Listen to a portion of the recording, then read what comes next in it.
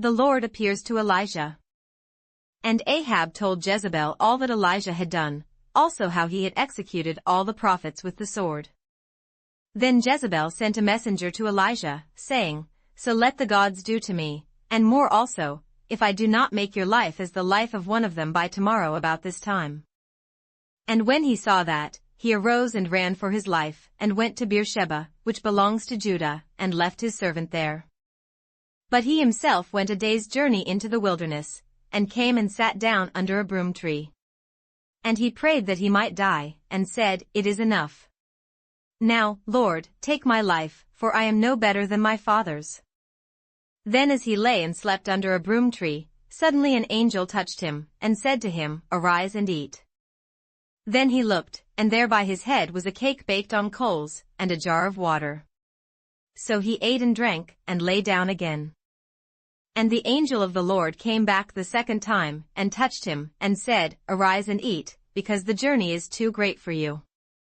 So he arose, and ate and drank, and he went in the strength of that food 40 days and 40 nights as far as Horeb, the mountain of God.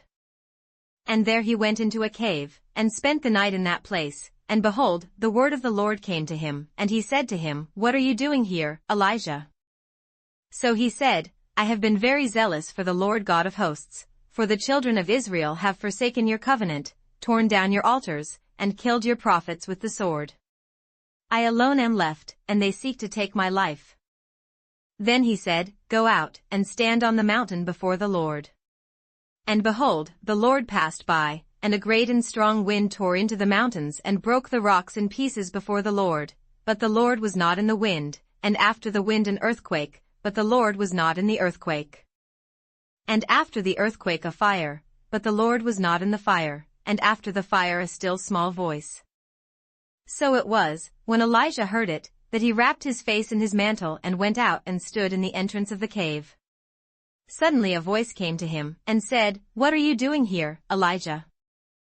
And he said, "I have been very zealous for the Lord God of hosts, because the children of Israel have forsaken your covenant, torn down your altars, and killed your prophets with the sword. I alone am left, and they seek to take my life." Then the Lord said to him, "Go, return on your way to the wilderness of Damascus, and when you arrive, anoint Hazael as king over Syria. Also you shall anoint Jehu the son of Nimshi as king over Israel. And Elisha the son of Shaphat of Abel-Meholah you shall anoint as prophet in your place. It shall be that whoever escapes the sword of Hazael, Jehu will kill, and whoever escapes the sword of Jehu, Elisha will kill. Yet I have reserved 7,000 in Israel, all whose knees have not bowed to Baal, and every mouth that has not kissed him." So he departed from there, and found Elisha the son of Shaphat, who was plowing with 12 yoke of oxen before him, and he was with the 12th. Then Elijah passed by him and threw his mantle on him. And he left the oxen and ran after Elijah, and said, "Please let me kiss my father and my mother, and then I will follow you."